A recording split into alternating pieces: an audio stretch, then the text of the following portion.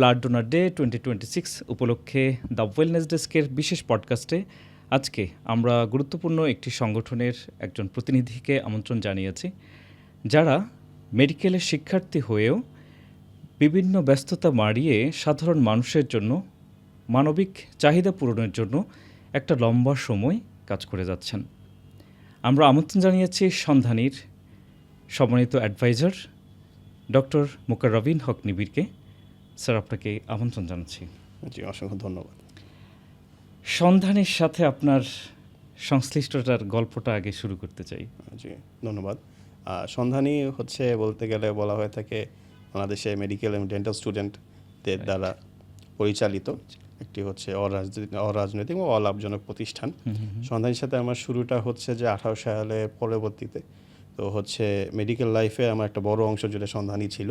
জি। তো বিভিন্ন ধাপ পেরিয়ে আমি আমার ইউনিটে জেনারেল সেক্রেটারি ছিলাম। পরবর্তীতে 23-24 সেশনের দিকে আমি হচ্ছে কেন্দ্রীয় সাধারণ সম্পাদক সেন্ট্রাল জেনারেল সেক্রেটারি পোস্ট পাই, এবং এখন পর্যন্ত হচ্ছে আমি হচ্ছে সেন্ট্রাল অ্যাডভাইজার হিসাবে অর্থাৎ সেন্ট্রাল কমিটি অ্যাডভাইজার হিসাবে আছি আর কি।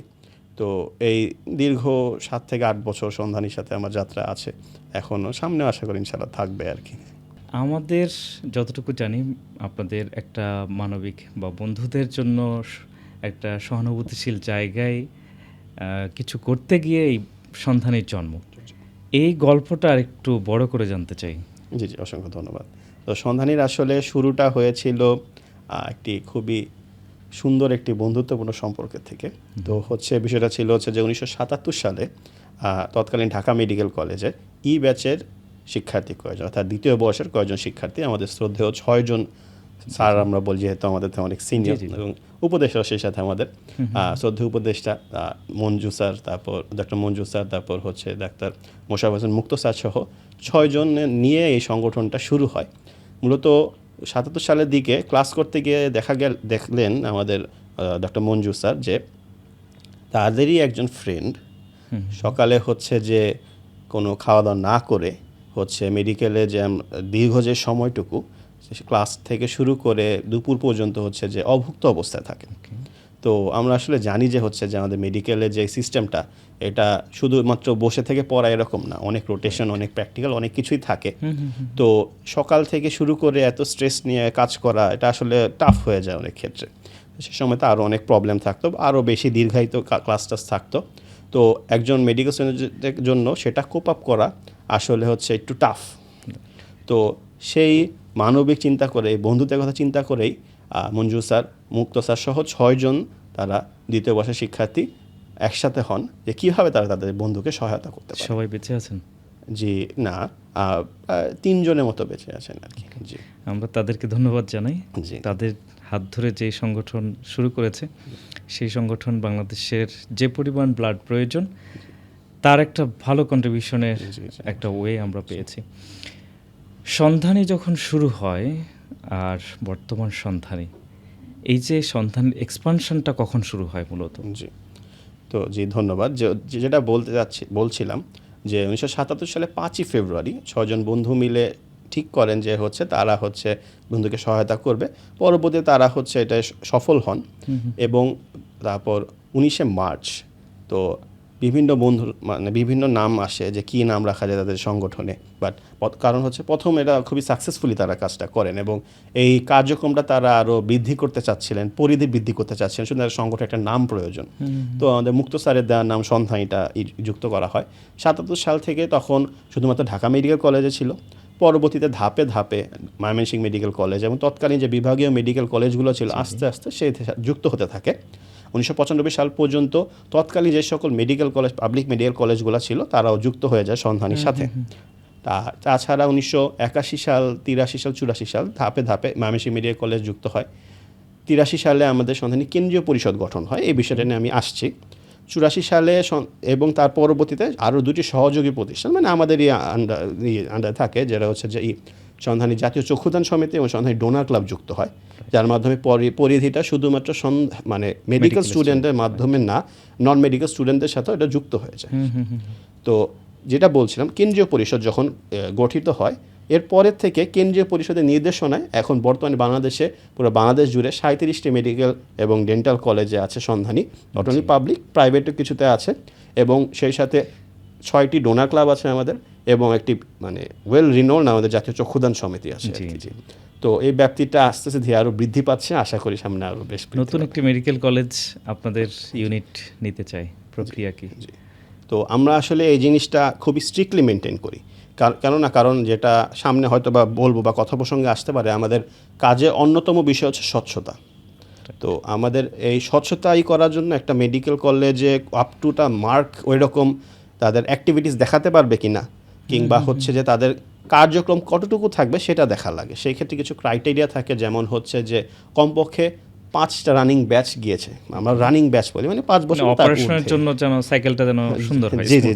জি 5টা রানিং ব্যাচ গিয়েছে কিনা, তারপর হচ্ছে সেখানকার পরিবেশ কীরকম, কারণ বর্তমান পরিস্থিতি বা বিভিন্ন সময় পরিস্থিতি দেখা যায় যে হচ্ছে যে ফ্রিলি কাজ করার একটা পরিবেশ প্রয়োজন হয়। তারপর হচ্ছে এবং প্রতিটা প্রতিষ্ঠানে আমরা মনে করি 2টি হেড বা হচ্ছে থাকে, যাদেরকে আমরা সব কিছু জানিয়ে কাজ করতে হয়। মেডিকেল কলেজের ক্ষেত্রে সেটা থাকে অধ্যক্ষ, এবং হচ্ছে হসপিটাল ক্ষেত্রে সেটা থাকে পরিচালক। তো উনাদের ক্ষেত্রে আমরা একটা মত নেই যে হচ্ছে আসলে কি করতে চাচ্ছেন স্যাররা, আসলে স্যাররা উনারা অ্যাপ্রুভ করবেন কিনা। তো এই কিছু ক্রাইটেরিয়া থাকলে আমরা মোটামুটি তাদেরকে প্রথমে হচ্ছে যে সন্ধানী হচ্ছে যে করতে ইচ্ছুক এরকম একটা ব্যানারে তারা কিছু কার্যক্রম করে, পরবর্তীতে আস্তে আস্তে কেন্দ্রীয় পরিষদের গাইডেন্সে থাকে, এবং পরে ইউনিট হিসাবে, স্বাধীন ইউনিট হিসাবে তারা কার্যক্রম শুরু করে। মূলত তো আপনারা প্রচুর ব্যস্ত, পড়াশোনায় ব্যস্ত, অ্যাসাইনমেন্ট বা নানান কাজ আপনাদের। এই ব্যস্ততার মাঝে মানবিক সেবার এই অংশটুকু ছাত্র অবস্থায় এটা আসলে অ্যাডজাস্টমেন্ট হয় কেমন করে?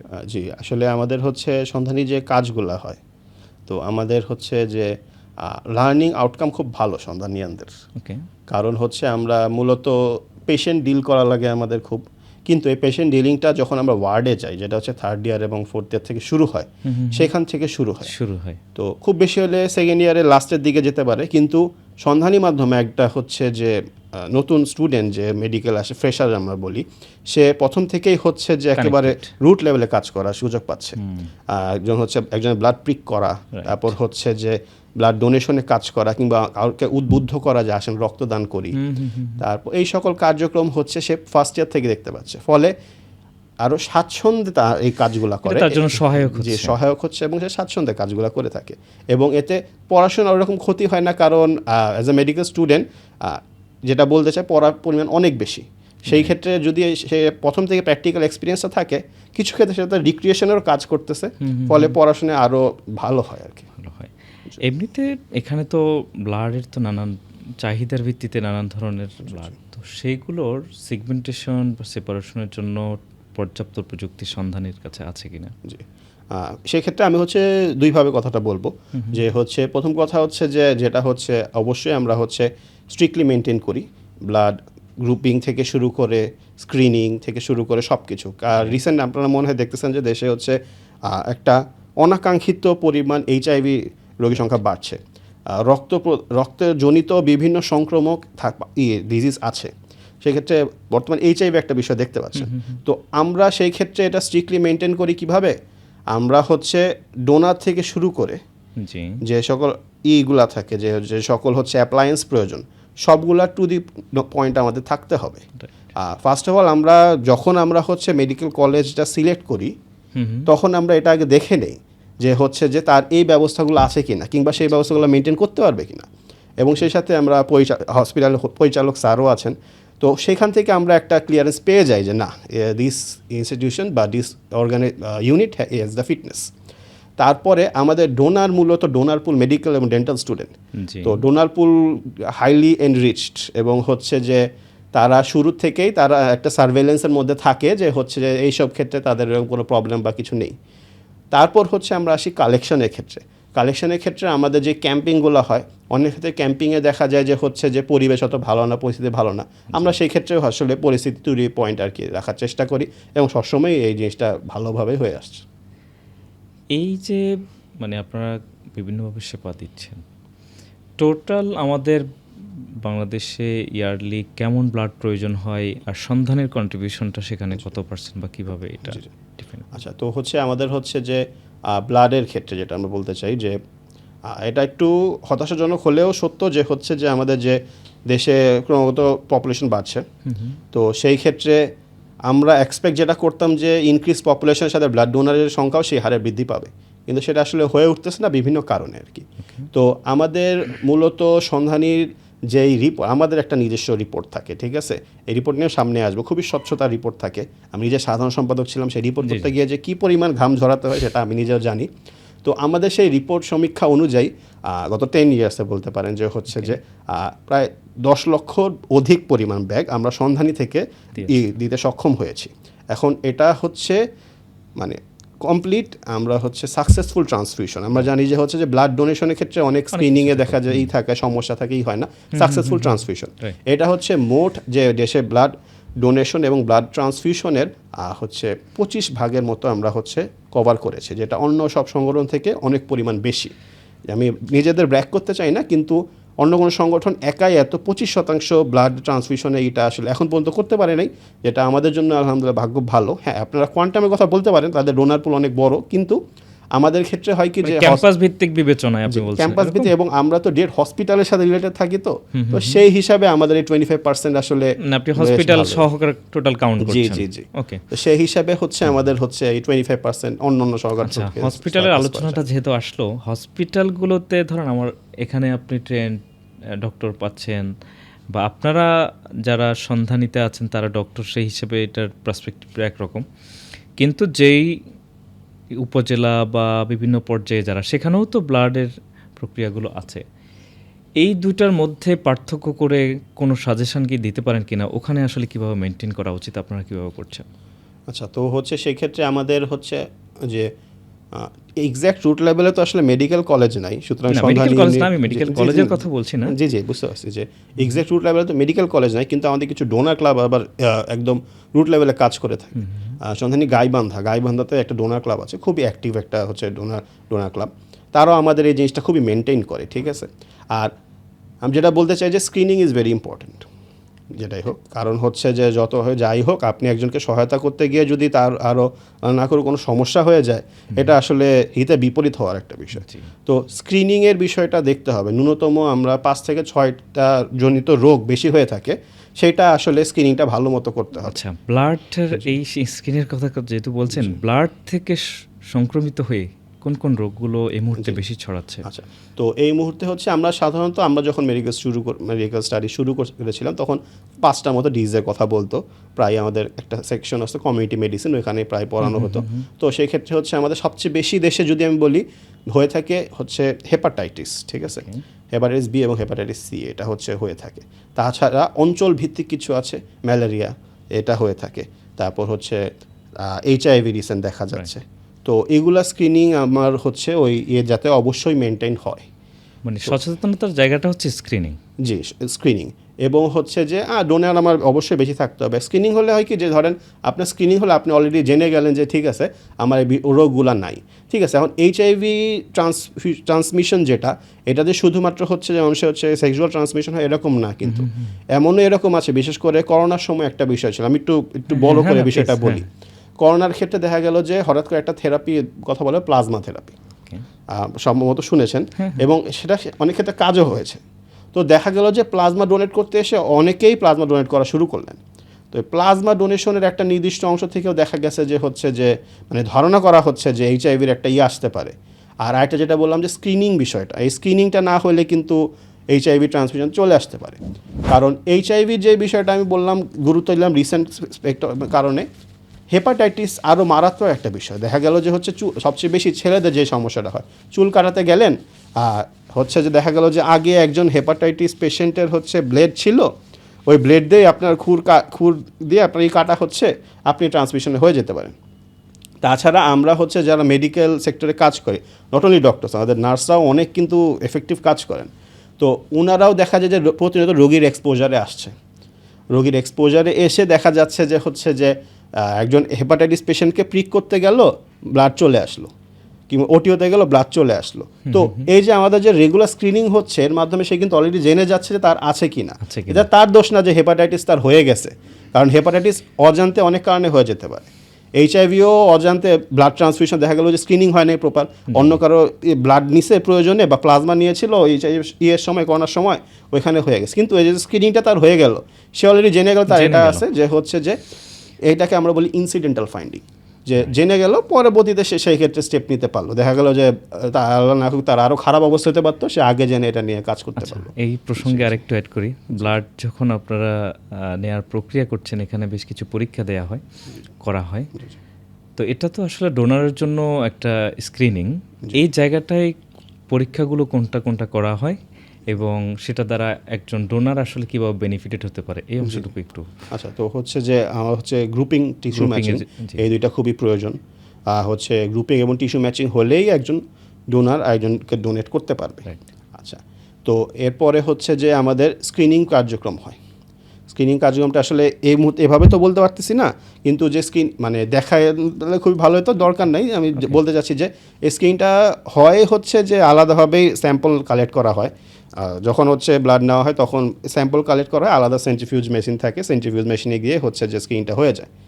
তো একটু সময় লাগে স্ক্রিনিং করতে, কিন্তু আসলে এই জিনিসটা খুবই মানে পেশেন্ট পার্টি খুবই রেসলেস থাকেন, স্বাভাবিক প্রয়োজন ব্লাড, কিন্তু আমার মতে একটু সময় দিয়ে প্রপার স্ক্রিনটা করে নেওয়া ভালো, কারণ এই একটু সময়টা যে দিচ্ছেন এটা কিন্তু আসলে হচ্ছে যে খুবই রোগীর জন্য বেনিফিটেড এবং ডোনারের জন্য বেনিফিটেড হয়ে গেল, এই আর কি বিষয়টি। আচ্ছা, আমরা তো আপনারা যখন ফিল্ডে কাজ করেন, নানান রোগী আপনাদের কাছে আসে, আপনাদের মেডিকেল স্টুডেন্টদের মধ্যেও আসে, বাইরেও আসছে, বিশেষ ভয় যেটা থাকে এইটার জন্য একজন ডক্টর হিসেবে কিভাবে আশ্বস্ত করবেন একজন ডোনারকে?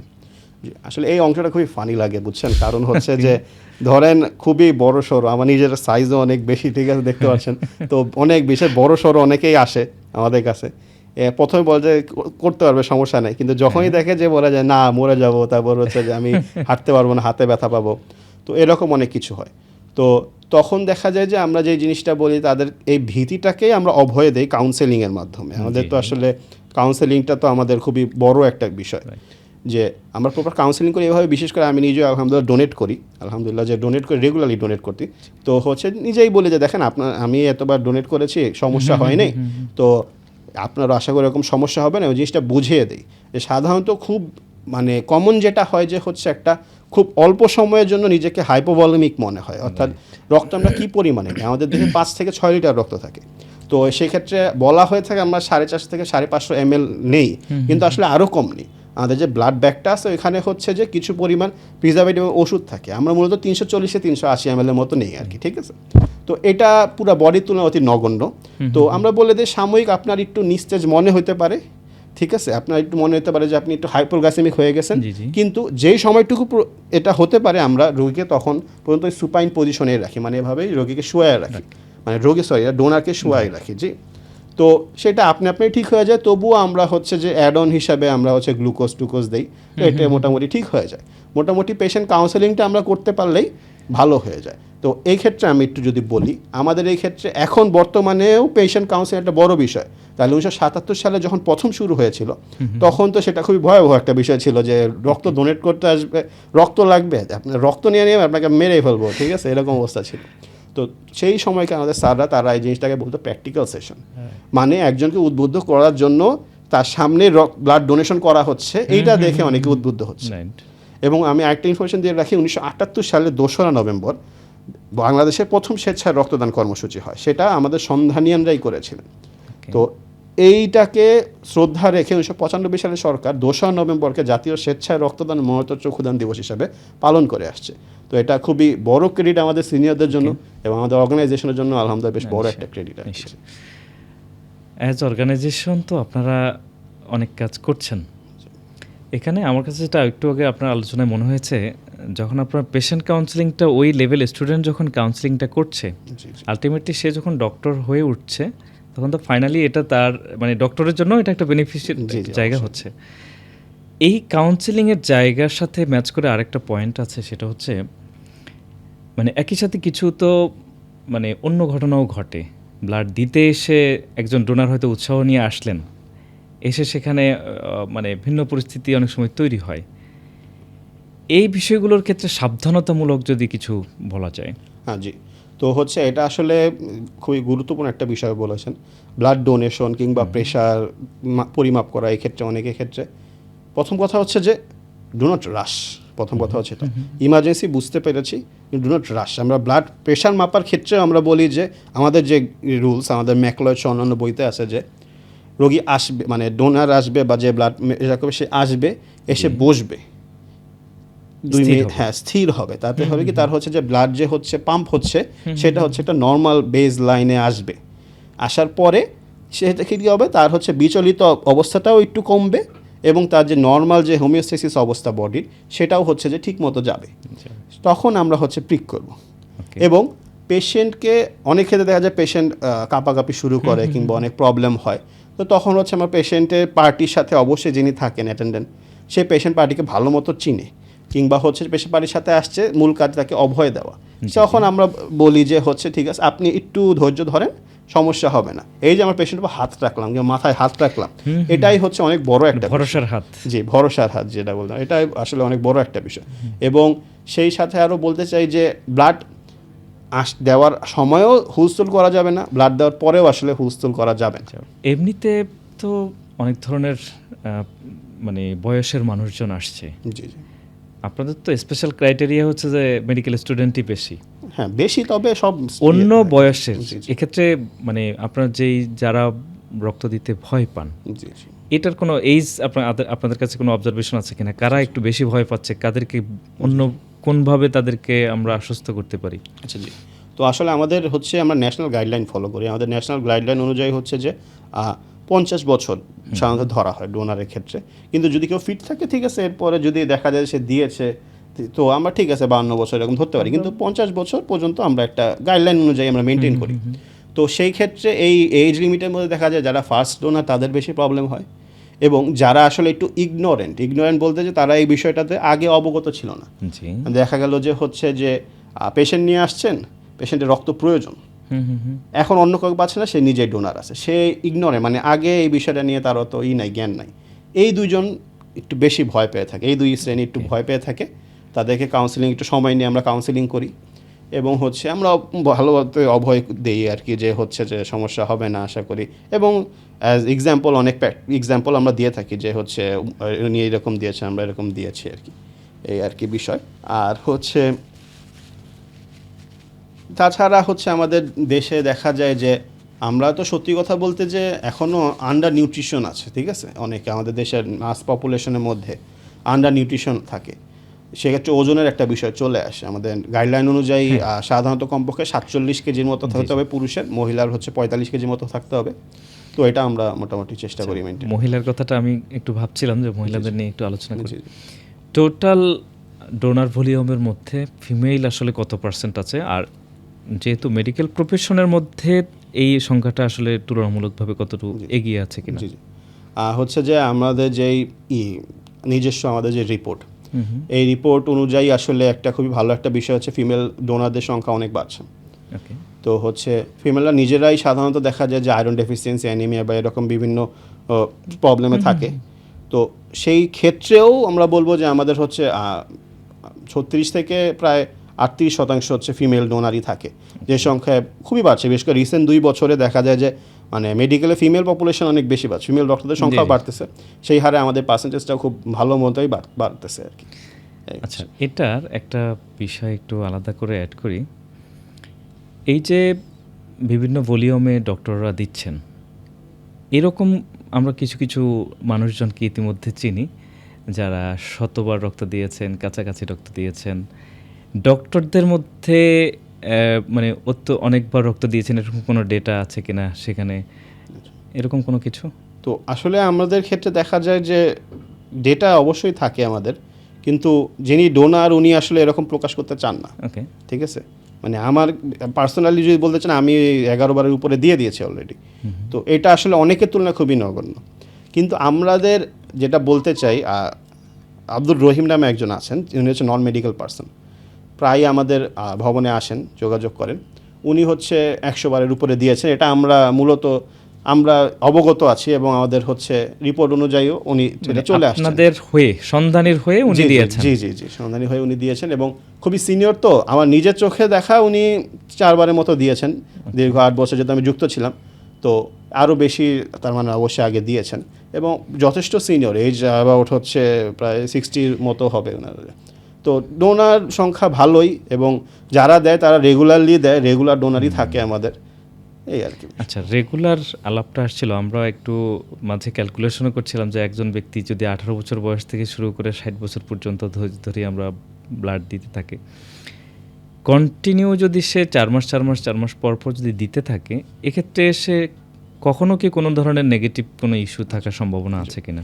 আচ্ছা, যে এটা খুবই গুরুত্বপূর্ণ বিষয় বলেছেন, যে এটার সাথে আমি একটা ইনফরমেশন অ্যাড করব। মানে প্রথম কথা হচ্ছে যে ব্লাড যে ডোনেট করা হচ্ছে, প্রিক করা হচ্ছে, ঠিক আছে, প্রিক করা হচ্ছে কোন জায়গায়, ঠিক আছে, এটা একটা বিষয়, ঠিক আছে। মিডিয়ান কিউবিটাল একটা অংশ আছে, ঠিক আছে, মিডিয়ান কিউবিটাল আমাদের হচ্ছে রক্তশিরা, ওইখানে হচ্ছে সবচেয়ে ভালো হয় প্রিক হয়, ঠিক আছে। এবং কিছু কিছু জায়গায় আমাদের সাময়িক সময় পর্যন্ত রক্ত আসে।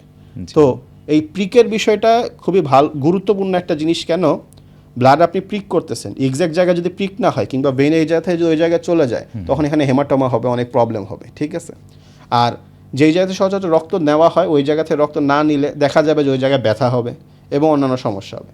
আমরা আরেকটা জিনিস মেনটেন করতে চাই যে 4 মাসের বিষয়টা, কারণ আমাদের হচ্ছে লোহিত রক্তকণিকার যে আয়ুষ্কাল 120 দিন, সেটা যাতে ভালো মতো হচ্ছে রিজেনারেট হয়, আমাদের বডি রিজেনারেট করে, তো হচ্ছে সেটা যাতে মেনটেন হয় এবং প্রিকটা খুবই ভালো রাখতে হবে। আর আরেকটা যেটা বলছেন যে দেখা যায় যে অনেকের ক্ষেত্রে সমস্যা হয় যে প্রতিনিয়ত রক্ত দিয়ে যাচ্ছে, এটা যদি হচ্ছে উনি নির্দিষ্ট সময়ের মধ্যে পার হয়, হ্যাঁ, পরে যদি দেয় তাহলে ঠিক আছে, এর আগে না হলে দেখা যায় হিমোগ্লোবিন কমে যায়, বিভিন্ন সমস্যা দেখা দিতে পারে, কিন্তু সাময়িক। তবে যেটা বলতে চাই, ব্লাড ডোনেট করলে অনেক উপকারিতা থাকে। সর্বপ্রথম উপকারিতা নিজের ক্ষেত্রেই, ব্লাড ডোনেট করলে কিছুটা পরিমাণ ওজন কিছুটা কমে, ঠিক আছে। তারপর হচ্ছে আমাদের হচ্ছে যে বডির যে নির্দিষ্ট যে মেকানিজম, আমাদের হচ্ছে যে বোন ম্যারো বলা হয়, ঠিক আছে, সেখানে হচ্ছে যে আমাদের ব্লাড সেলগুলো রিজেনারেট করে, ঠিক আছে, অ্যাক্টিভিটিস বাড়ে, বোন ম্যারো এদের ক্ষেত্রে আমাদের রোগ প্রতিরোধ ক্ষমতাও বাড়ে, ঠিক আছে। 3 মাস পর 4 মাস পর আমার পরীক্ষাগুলো হয়ে গেল। জি জি, পরীক্ষাগুলো হয়ে গেল, খুবই ভালো, আপনি ভালো একটা পয়েন্ট ধরলেন। তো আমি বলবো যে খুবই রেয়ার কেস, ঠিক আছে, এবং যাদের ক্ষেত্রে সমস্যা দেখা যায় তাদেরকে দেখা যায় যে আগের থেকেই কিন্তু প্রবলেম ছিল, যেমন সপ্তাহ সংক্রামক রোগ না, অনেকের ক্ষেত্রে দেখা যায় অ্যানেমিয়া, ঠিক আছে, তারপর অন্যান্য এরকম সমস্যা আছে, সেটা উনি আগে অবগত ছিলেন না, পরে দেখা গেল যে হঠাৎ করে কমে গেল, পরে গিয়ে দেখে যে না, তার আসলে এটা সমস্যা আগের থেকেই ছিল। সমস্যার পয়েন্টে আসছেন, তো সমস্যা একটু আসে। সমস্যাটা হচ্ছে কী ধরনের সমস্যা নিয়ে আসে যেগুলো খুবই মানে ম্যানেজ করাটা খুব ক্রিটিক্যাল হয়ে যায়, কিন্তু যেহেতু ব্লাড আমার, তাকে এনিহাও ম্যানেজ করতে হবে। কিছু সেটা হতে পারে যে আমার ব্লাড গ্রুপের কারণে, গ্রুপ ক্রাইসিসের কারণে আমার সেটা হচ্ছে। এই ধরনের ক্রাইসিস মোমেন্টগুলোতে আপনাদের পদক্ষেপগুলো কেমন থাকে বা এটার ওয়েটা কী হয় তখন? আচ্ছা, তো হচ্ছে যে এই বিষয়ে যেটা বলতে চাই যে সাধারণত আমাদের ব্লাডের ক্ষেত্রে প্রথম কথা হচ্ছে আমাদের ব্লাডে কল আসে, ঠিক আছে, ব্লাডের জন্য কল আসে। খুবই কম সংখ্যক যারা থাকে তারা কল দিয়ে বলেন যে হচ্ছে আমার 2-3 দিন পরে ব্লাড লাগবে। সবারই বিষয় হচ্ছে জরুরি মুহূর্তে ব্লাড লাগবে, এখনই লাগবে। এবং এমনও দেখা গেছে আমরা ডোনার পাঠিয়ে দিয়েছি, ডোনার চলে গেছে, গিয়ে দেখা গেছে যে না, আজকে লাগতেছে না, 2-3 দিন পরে লাগতেছে, ঠিক আছে। তো প্রথম কথা হচ্ছে ক্রাইং নিড, সবারই এটা থাকে ক্রাইং নিড, তো এটা আমরা ধরে রেখেছি যে জরুরি মুহূর্তে থাকবে। আরেকটা বিষয় হচ্ছে বিরল ব্লাড গ্রুপ। বিরল ব্লাড গ্রুপ ক্ষেত্রে দেখা যায় যে আমরা এরা বিভিন্ন সমস্যায় ভুগি, বিশেষ করে নেগেটিভ ব্লাড গ্রুপগুলো এগুলো সাধারণত খুবই কম পরিমাণে থাকে। আর আমাদের ডোনারের ক্ষেত্রে একটু কনফাইন্ড থাকে, মেডিকেল সেক্টরে যারা আছে তাদের নিয়ে শুধু মূলত আমাদের ডোনার পুলই হচ্ছে যে মেডিকেল স্টুডেন্ট বা হচ্ছে ডক্টর, এরা। তো এই ডোনার পুলটা আমরা চেষ্টা করছি বৃদ্ধি করার, কারণ দেখা যায় যে ধরলাম আমার মেডিকেলে হচ্ছে 300 জন স্টুডেন্ট আছে, অ্যাক্টিভ স্টুডেন্ট আছে, এখান থেকে সন্ধানী ডোনার আছে 220 জনের মতো। তো 220 জনের মতো প্রতিনিয়ত রক্ত দিচ্ছে, দেখা যায় যে 4 মাস হয় নাই অনেকের, এরকম সময় হয়ে গেছে, ওই সময় ব্লাড গ্রুপ লাগবে, আমার বি নেগেটিভ ব্লাড গ্রুপ লাগবে, আমার ওই মেডিকেলে 7 জন ডোনার আছে। এই 7 জন ডোনার অনেক বড় একটা বিষয়, একটা হচ্ছে মেডিকেল কলেজে 220 জনের মধ্যে 7 জন হচ্ছে বি নেগেটিভ ডোনার, এটাও কিন্তু অনেক বড় একটা বিষয়, আমরা এই সংখ্যাটাও পাই না কিন্তু। তো দেখা গেল যে তাদের 4 মাস পূর্ণ হয় নাই। জি। তো দেখা গেল যে অনেকেই নিজেরাই অ্যানিমিক, দেখা গেল যে রক্ত দিতে গেলে তাকে রক্ত দেওয়া লাগবে, ঠিক আছে, একটু ফানি শুনতে গেলেও বিষয়টা আসলে অতটা ফানিও না। তো সেই ক্ষেত্রে আমরা এই প্রবলেম ফেস করি। আর হচ্ছে যে কোন কোন রোগের ক্ষেত্রে বলতে গেলে রোগ তো অনেক বিস্তর রোগ, তো কিন্তু ট্রমা পেশেন্ট যারা, ঠিক আছে, দেখা গেছে অ্যাক্সিডেন্ট হয়ে গেছে, ঠিক অ্যাক্সিডেন্ট হয়ে গেছে, হাত পা ভেঙে গেছে, কিংবা হচ্ছে যে আমাদের পেলভিক ফ্র্যাকচার অনেক বড় একটা বিষয় থাকে, এটা হলে আমার 3 লিটার ব্লাড রেডি রাখতে হবে, ঠিক আছে। তো এইসব ক্ষেত্রে ট্রমার পেশেন্টের ক্ষেত্রে তাৎক্ষণিক রক্ত প্রয়োজন হয়, ইমার্জেন্সি সিজারিয়ান সেকশনের ক্ষেত্রে রক্ত বেশি প্রয়োজন হয়। আর ইলেকটিভ সার্জারি অনেক কিছু আছে, যেমন হচ্ছে যে আমাদের কার্ডিয়াক সার্জারি, আমি যেমন বর্তমানে একটা হচ্ছে টপ লেভেল কর্পোরেট ইয়েতে আছি, তো কার্ডিয়াক সার্জারি ক্ষেত্রে অনেক ব্লাড প্রয়োজন হয় অনেক ক্ষেত্রে। তো এইগুলা ক্ষেত্রে আমাদের হচ্ছে ব্লাড করে আমরা, সেই ক্ষেত্রে আমাদের ডোনার পুলটা বৃদ্ধি করেছে। ডোনার পুলটা বৃদ্ধির ক্ষেত্রে এখানে ধরেন আমরা মেডিকেল স্টুডেন্ট যারা ভর্তি হচ্ছে তারা এডুকেটেড সচেতন মানুষ, সন্ধানের পুলে সবাই যুক্ত হয় কিনা? ধরেন একটা ব্যাচে ঢাকা মেডিকেলে যতজন ভর্তি হলো সবাই এনলিস্টেড হয় কিনা? তো হচ্ছে আমাদের ডোনার পুলটা যেটা বলতে চাচ্ছিলাম, যে আমাদের ডোনার পুলটার মূল বেসিস হচ্ছে মেডিকেল স্টুডেন্ট, কিন্তু এর বাইরেও আমরা হচ্ছে নন মেডিকেল যারা আছেন তাদেরকেও হচ্ছে আমরা ইনক্লুড করি আমাদের ক্যাম্পেইনিংয়ের সময়। আর ম্যাক্সিমাম ক্ষেত্রে দেখা যায় আমাদের যে টোটাল স্টুডেন্ট যারা থাকে তার সিংহভাগ অংশই হচ্ছে সন্ধানীর সাথে যুক্ত হয়। অনেকে সন্ধানী সদস্য হয়, সদস্য না হলেও অ্যাজ ডোনার হিসাবে তারা হচ্ছে অবশ্যই যুক্ত থাকে, কারণ সবাই হেল্প করতে চায় সবাইকে। আর আমাদের ডোনার পুলটা আগের থেকে অনেক এনরিচ হয়েছে, পুরা দেশ জুড়েই আমাদের ডোনার পুল এখন আছে, মেডিকেল নন মেডিকেল পার্সনও। প্রথমে আমাদের সমস্যা হতো, যেমন ধরেন হচ্ছে আমাদের অন্যান্য সিস্টার কনসার্ন যেসব অর্গানাইজেশন আছে, কোয়ান্টাম, তারপর হচ্ছে মেডিসিন ক্লাব, এবং একটা খুবই সুন্দর সংগঠন হচ্ছে রক্তদানের অপেক্ষায় বাংলাদেশ। তাদের ক্ষেত্রে যেরকম হচ্ছে যে মেডিসিন ক্লাব আমাদের সাথেই মেডিকেল ইনস্টিটিউশনের যেহেতু, তাদের ক্ষেত্রে যেমন খুবই ফ্রি ডোনার পুল, একদম কোয়ান্টামে যেমন হচ্ছে যে একদম বিশাল ডোনার পুল। আমাদের ডোনার পুলটা চেষ্টা করছি আমরা হচ্ছে ওইভাবেই পর্যায়ে নিয়ে যাওয়া, এবং আলহামদুলিল্লাহ মোটামুটি আমরা ভালোই সাকসেসফুল হয়েছি। না, আলহামদুলিল্লাহ, রেড ক্রিসেন্ট, কোয়ান্টাম সহকারে এই আপনারা যারা আছেন, একই সাথে লোকালে যারা আছে, সবাইকেই আসলে ধন্যবাদ দিতে হবে, কারণ এই কাজটা খুবই এসেনশিয়াল এবং ইমার্জেন্সি সাপোর্ট। মানে যে ব্যক্তি অন্তত একবার পেলাম, আমার প্রয়োজনে যখন আমি পেলাম, আমি কৃতজ্ঞ হলাম। তো ওই জায়গা থেকে আমিও ব্লাড ডোনার হওয়া উচিত, নিয়মিত রক্তদাতা হিসাবে হওয়া উচিত। এই জায়গায় ইয়াং বা যুবগোষ্ঠীর জন্য অ্যাজ এ ডক্টর আপনার বিশেষ কোনো পরামর্শ, রিকোয়েস্ট, রিকমেন্ডেশন আছে কিনা? যে আমাদের হচ্ছে যে আমরা সন্ধানীতে যে জিনিসটা শিখি আসলে হচ্ছে donate blood to save life, সহজ একটা মোটো, 77 সাল থেকে আমরা হচ্ছে সেটা ফলো করে আসতেছি। তো আমরা যে জিনিসটা করে থাকি যে উদ্বুদ্ধ করি, নিজে রক্তদান করি, আমরা মনে করি যে হচ্ছে এক ইউনিট ব্লাড একজনকে দিলে একসাথে 3টি জীবন রক্ষা করা হয়। ধরেন আপনি একজন হচ্ছে বাবাকে রক্ত দিলেন, সে হচ্ছে ফ্যামিলি ব্রেড আর্নার, রাইট, ওই সময় রক্ত না দিলে হয়তো বা সে হচ্ছে মুমূর্ষু অবস্থায় চলে যেত। এর মাধ্যমে হচ্ছে যে আপনি ওনাকে সেভ করলেন, ওনার যে ওয়াইফ আছে ওনাকে সেভ করলেন, ফ্যামিলিতে বাঁচতে তাকেও সেভ করলেন। তো আমরা যেই একাগ্রতার সাথে, যেই হচ্ছে আমরা ওয়েলনেস নিয়ে হচ্ছে আমরা রক্তদানে এগিয়ে যাই, কিংবা এসব সামাজিক কার্যক্রম এগিয়ে যাই, এই মেসেজটা সেরকমই থাকবে যে হচ্ছে যে পরবর্তীতে যারা সন্ধানের সাথে যুক্ত হবে কিংবা অন্যান্য সংগঠনের যুক্ত হবে, যাতে নিজের মোরালিটি ঠিক রেখে অবশ্যই হচ্ছে যাতে এই সামাজিক কার্যক্রমে এগিয়ে আসে। সন্ধানী ঠিক 73 থেকে শুরু, না 77 থেকে, রাইট, 77 থেকে শুরু, এখন অনেক এক্সপানশন হয়েছে, আরও হবে।